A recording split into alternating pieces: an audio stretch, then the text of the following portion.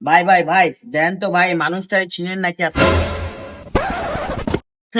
তুই কি মনে করছিস এটা টিকটক? আমি উপরে দাগামু নিচে দাগায় দেখবো তুই নাই।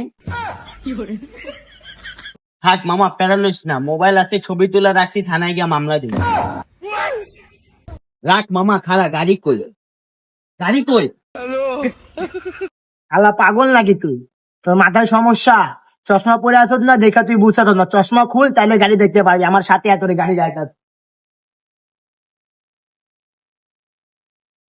সালাম আলাইকুম। ওয়ালাইকুম আসসালাম। কি অবস্থা? ভাই আমার বন্ধু কইছে আপনার শোরুমে বলে গাড়ি নাই।